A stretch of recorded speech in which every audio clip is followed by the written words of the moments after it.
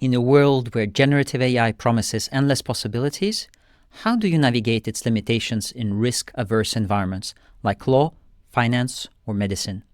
Today's guest shares why it's not just about using AI, but about knowing where and how to use it, especially when the margin of error is razor thin. My name is Alexandre Nevski, and this is Innovation Tales. Navigating change, one story at a time, we share insights from leaders tackling the challenges of today's digital world. Welcome to Innovation Tales, the podcast exploring the human side of digital transformation. Generative AI is changing the game in many industries, but in certain areas where precision is critical, it's not as simple as jumping in. Today's guest, Sam Gobrail, has over 15 years of experience in making digital tools work for businesses and government agencies. His achievements include improving customer journeys for Fortune 100 companies and using AI to cut federal processing times from hours to minutes. In this episode, Sam shares how to implement generative AI safely and strategically in complex environments.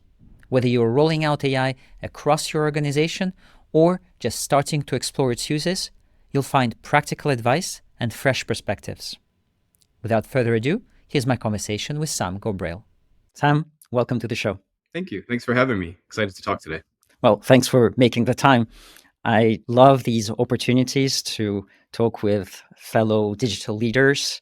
Today, you and I, we agreed to dive into a topic with which you have significant experience, and that's the challenges of leveraging generative AI in risk-averse environments.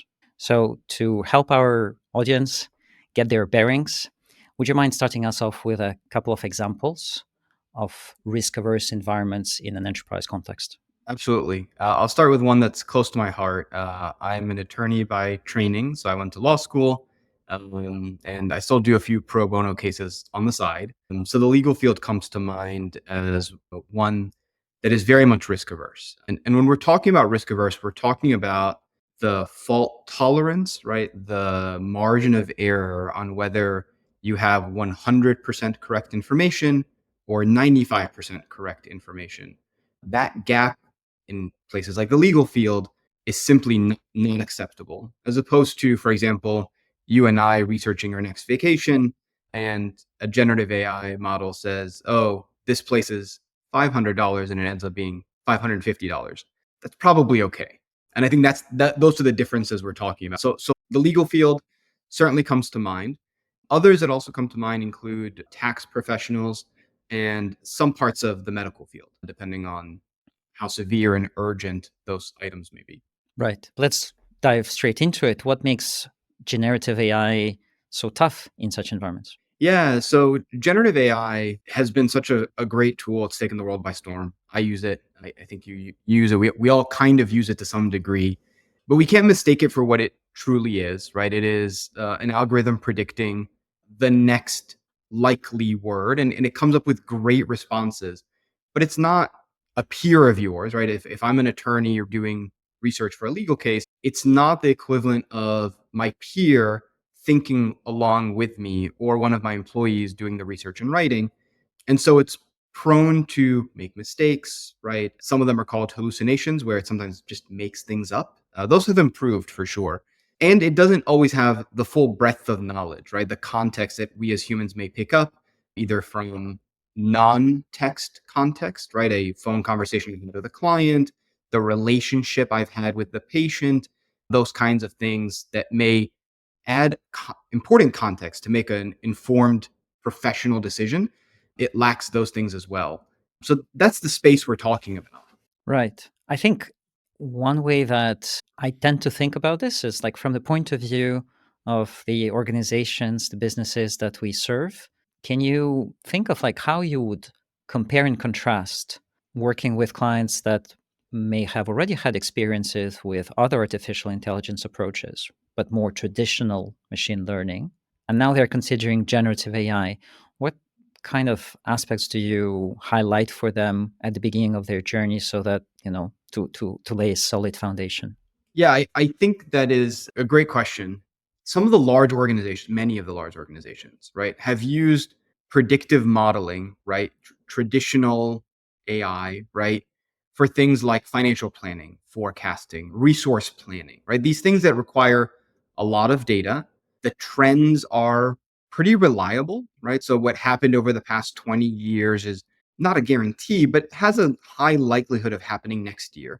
And those are well proven, well used. I think where it comes tricky, just sticking with finance for a second. Finance has used predictive modeling for a long time, forecasting models, all of those things. Would they, a professional, a finance professional, trust a generative AI model today to write their SEC filing, governmental agency financial filing that has to get published? I don't think so, right? Because their job is literally on the line when they create that document. And so this is the nuance where an enterprise has opportunities to use generative AI at enterprise scale for really great things. But either they have to appreciate the time investing to review and really comb through the output. And therefore, it's not a fully baked solution, it's a half baked solution. And that's okay. It still saves time and energy, and that's great. Or they have to identify here are the core items that are the reason we get paid what we get paid, right? So back to the attorney, right? The legal opinion is the reason that a client hires them. But there are many other parts of their business that we could call admin or bureaucracy, or whatever you want to call it, that the margin of error is acceptable. The emailing and the accounts payable, right? And the filing system. Like there's a lot of other things going on that you do have a higher risk tolerance for. And so parsing out what is the core skill set, I have very low risk tolerance here. And what are the kind of peripheral items? I have a higher risk tolerance, and I can actually gain a lot of efficiency and productivity to focus on why I do this job or why we're in this business in the first place. Yeah, that's true. Another way to look at this is that with generative AI, you can imagine automating quite a few more tasks than with traditional machine learning approaches, where you would be classifying, helping making decisions, but you'd need to be very clear about this is the task where this is the decision we need to be making. This is the data that we are going to use to train the algorithm. With the new breed of tools, we can think of a million different ways where we can apply. But that's, I think, what you were saying. I totally agree with it. Is that you theoretically can, but in practice there are some challenges, and I think that's what we want to explore more today. And so I wonder, Sam, if you can share with us an example of a project of deploying generative AI in such a risk-averse environment that we can sort of explore together. Sure. So one of my former clients that were good friends, one of the things we had been talking and working on together is this idea, again, around the legal field, for example. There are two examples, one at the very kind of enterprise level and one that has a lot of repeatability, but could apply to even smaller entities, right? Smaller firms. The smaller one are very basic filings, right? So imagine if you have an outdated system in the legal system, fairly outdated most of the time, but you have a lot of filings, right? And those are essentially templates, right? You have a 1-page or a 2-page document, and you're replacing maybe 10 words, 12 words, 15 words, maybe putting a blurb, a paragraph. That's a perfect space for generative AI, right? It is not the core part of a legal case. It is, I need to do this kind of thing. It looks nearly the same every single time, but that's 20 minutes of time that I could be using to something else. So those kinds of, again, back to even within the legal work itself, what is the core and the complex, and what is the mundane, repeatable, you can turn into a template, and you can use the facts of what's going on to fill in that paragraph or two that's a summary. Hey, we're filing this kind of thing.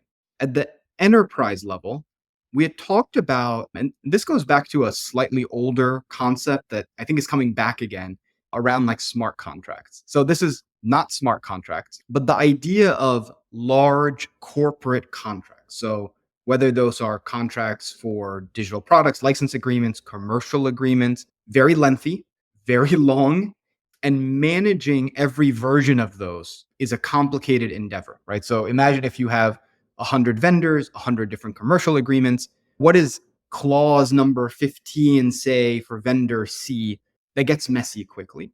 So similar concept here, right? Around how do you use generative AI to say, hey, this is the way I want to structure my contracts, assess how different things are, but also create the next one because I've already given you my standard clauses, right? My standard language.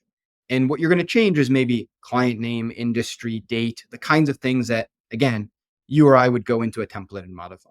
But it also then pulls that data to tell you how fractured your commercial agreements are, right? Do you really have one unified commercial agreement, or do you actually have 100 versions of that commercial agreement, which means that's a corporate risk that people in this field would assess, right? So those are some examples of using it in a way that is value added, taking into account the risk tolerance and the risk averseness of the folks in these specific fields. Right. So when you have some guardrails, if I may use the word, Right. in the form of a template, reduces the chances of a hallucination. Is time saving, I wonder, the primary benefit that, in your experience, people are seeking today with generative AI? I think it's either time saving and or doing more than you have the capacity to do, which is a similar thing but a little different. In the example of the commercial agreements, right? If I had a team of 4, they could review all of our agreements and give me that analysis. In lieu of having that team of 4, that work simply isn't getting done. And so when my, let's say, executive asks, how fractured are our agreements? The answer is, I think we're pretty fractured. That's not a very good Right. answer. And so this is work that cannot be done unless you scale up at a cost you probably are not ready or willing to take on, or getting time back for the team that you do have to do the things that are more valuable, more important, reduce errors and mistakes, right? Because if you're doing, humans don't like doing the same mundane task over and over again. And so it would benefit both accuracy, but also morale and culture, and has all these other benefits of letting your people do their best work, which is a great thing. From what you're saying, there is, the time savings on the artifacts that, or the output of some business activity, in this case, contract. So that is tricky. But some of the other benefits is that you can do tasks like, okay, compare these documents. This is what you've just used as an example. I was thinking maybe if there's a document that has gone through a number of revisions, there's been a number of changes, etc., like asking the model to summarize the changes, that output of the model isn't directly going to get used in the actual document that will get eventually signed, but it still has benefits, and it's time savings. But I like the way you said it, that it's also maybe tasks that no one would have bothered doing because, well, we're all prioritizing as we go. And yeah, the other cultural moral aspect where repetitive work becomes much more doable, let's say, because the repetitive aspect you can rely on the model. So those are really, I like that set of benefits. Let's now talk about the pitfalls. What are the risks of adopting generative AI? And you gave already the example, but if you try and generalize, again, thinking about a potential client with which you're exploring, the art of the possible, what do you emphasize for them in terms of risks and pitfalls? Yeah, I think some of the risks and pitfalls are trying to do too much too fast. It is very much an exciting time, and therefore we find people are overhyped and they think it'll solve all their problems quickly. And it has benefits, but it is slower than I think anyone wants it to be, while also still being very exciting. Especially as we talk about enterprise scale. I want to roll this out to my employees. Okay, we'd love to do that, but it's probably not in 3 weeks. And that's some of the tension that folks feel. The other one I've seen is not integrating it into whatever way and how and the tools that your teams use now, right? My personal favorite example is I don't like Outlook. Never liked Outlook, but I've used Outlook for nearly 20 years now because that's what every company and organization uses. And we all laugh about how bad the search is, right? I can never find an email. It's a problem we've known about for a long time, yet we still all use it because it's the way we all work. The research and Outlook? Yeah, exactly. Exactly. So that is the how do you bring it to where your teams are? Because when you tell them, hey, you have to go sign up for a new thing, new login, new website. And by the way, it's not going to work as well as you hope or would like it to work the first few times. All you're going to do is upset people, right? You're not helping people at that. How do you bring it to where they work? Or arguably even better on the back end and just do some of the work on their behalf without even necessarily needing the human intervention as much. Yeah. So those are some examples where, helping the people using it actually get comfortable using it, I think is a big thing to tackle. So then it's great that you sort of went into this whole discussion of enterprise scale, because this is something I get asked quite a lot. People, of course, since ChatGPT that came out, have had personal experiences, sometimes in like smaller startup or smaller organizations, just using a tool or 10 is very easy, very straightforward. But you've already touched upon some elements that are specific to this enterprise context, where if you start doing that at scale with all the tools you already have, it just adds to the complexity of managing the organization. Can you think of any other aspects that you would want to highlight that are unique to enterprises?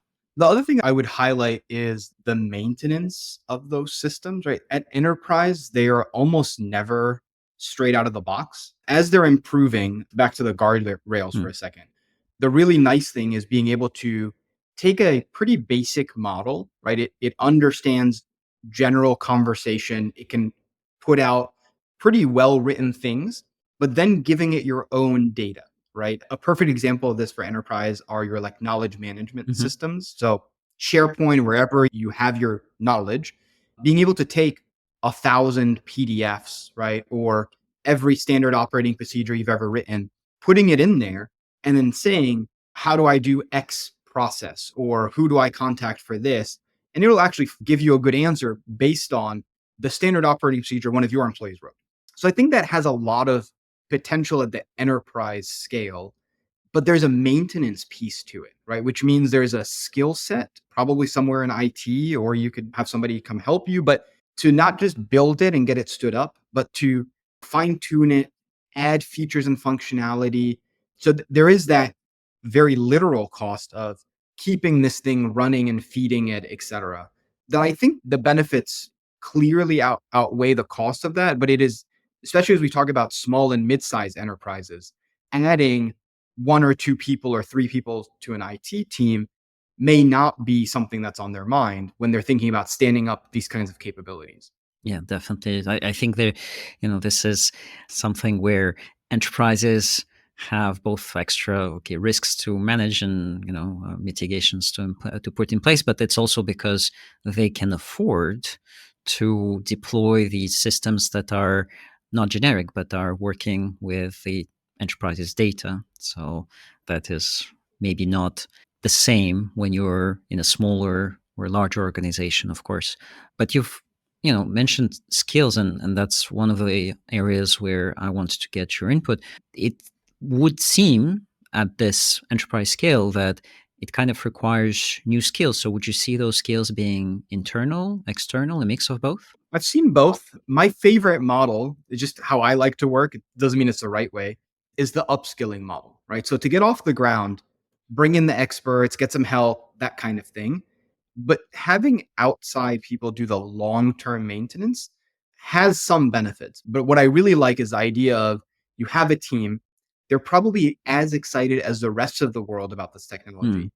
Give them the chance and the opportunity and the development while this thing is being built and developed and rolled out to get upskilled, to get comfortable, and to take ownership of it because they're inside your organization. They know you, they know your systems, they know your people. So that transition from a handover and an upskilling that goes with it, I think I've seen it work beautifully. It's more intentional though. You really have to not just focus on building it, but focus on the people that will maintain it coming along for the journey the entire time. And for you, this is a decision that kind of works best in all circumstances. What about, the potential like future evolution of these technologies and potentially, trying to position your organization in a good place for whatever comes next? How does that factor in for you? I don't know if it applies in all situations. I've seen it where there's a desire and an intentionality. I think it can work in most instances. There's a few instances where, let's say you have such a limited internal capability, right? But these are not large enterprises, Mm. right? Or it's a capacity, not a skill issue, right? Hey, our folks could learn this, but it means they wouldn't do this other thing we need them to do. And we're not planning on hiring. So it's a strategic decision.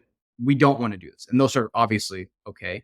For our own purpose, I love solving the hard, complex problems. And I think I and the firm have built a reputation for that, right?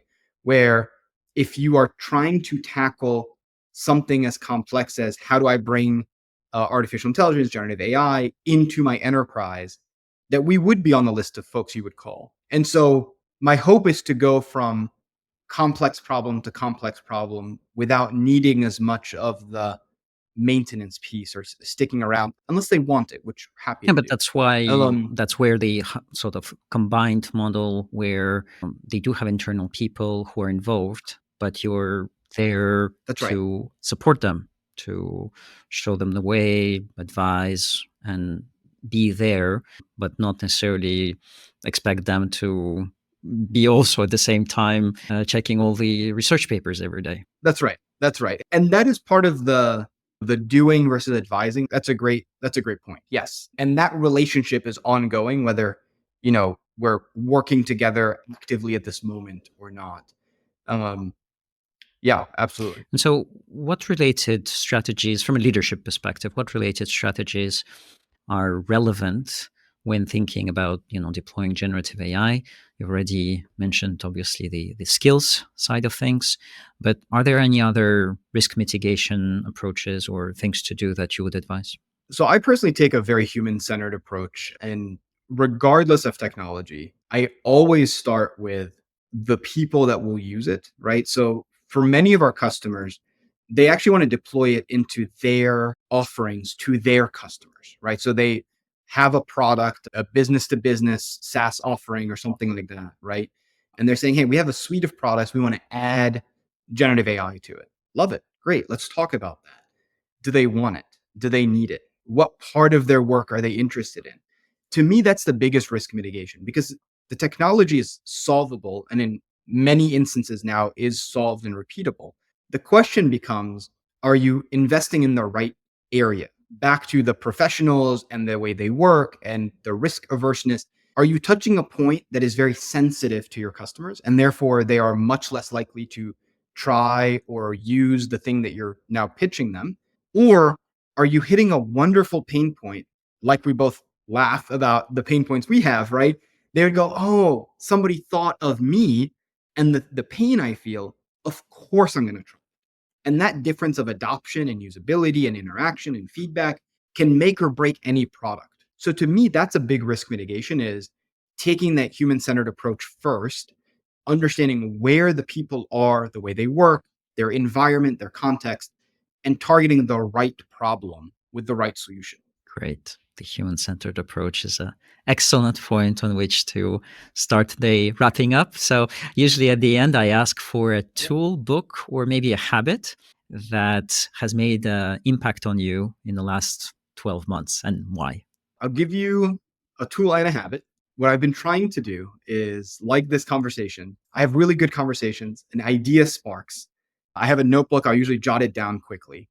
Before this habit and this tool, it would take me a long time to go from an idea or a bullet to sharing that idea more broadly. So my habit is I take that bullet and I expand it into a few bullets. Let's say 8 bullets, 9 bullets, right? Sentences, an outline.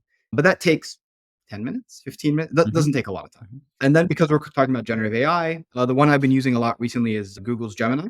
So I'll take the bullets into Gemini and I'll say, give me a first draft if I want to share this idea out with the world. It's usually only 70% good. But like anyone who's tried to write, going from a blank piece of paper to something is the hardest part. And so it shortens my cycle to getting an idea to share with my peers, to share with a client, to share with the world at large. And I'm trying to get in the habit of shortening that loop of going from idea to getting an idea out and starting over. And I've done it a couple of times and it's worked well. But I need to work on that. Oh, that's an amazing tip. Thank you. Thank you very much. And the final question is, of course, we're living through, times where everything's changing, but what is the one thing that you would imagine to remain constant 10 years from now?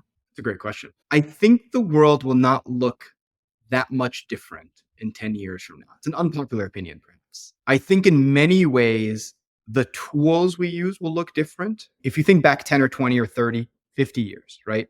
The cars look different. The appliances were different, but you still needed community, right? You still wanted to hang out with friends. Sports still existed, right? Most of the work that gets done still got done. So in some ways, I'm very excited for the future. And in other ways, I take comfort in knowing that the things that we know and love and cherish aren't going away anytime soon. So I'm hopeful and optimistic for the future. Wonderful. Thank you very much, Sam. An absolute pleasure. Thank you. I really appreciated the conversation. Throughout today's conversation, Sam reminded us that the real challenge with generative AI isn't the technology itself. It's knowing how and where to apply it, whether it's streamlining repetitive legal filings, managing complex contracts, or scaling knowledge systems across enterprises. Sam's insights revealed that success lies in balancing innovation with practicality. His human-centered approach, focusing on risk tolerance, clear workflows, and employee empowerment, offers a roadmap for leaders navigating risk-averse environments. Sam's journey challenges us to think deeply. Are we prioritizing tools that align with our core mission, or are we chasing hype at the expense of long-term value? If you'd like to connect with Sam and learn about his work, you can find him on LinkedIn. The link is in the description. He's eager to grow his network and collaborate with leaders who share his passion for building practical, people-first solutions. As always, we have more exciting topics and guests lined up, so stay tuned for more tales of innovation that inspire, challenge, and transform. Until next time, peace. Thanks for tuning in to Innovation Tales. Get inspired, connect with other practitioners, and approach the digital revolution with confidence. Visit innovation-tales.com for more episodes. See you next time.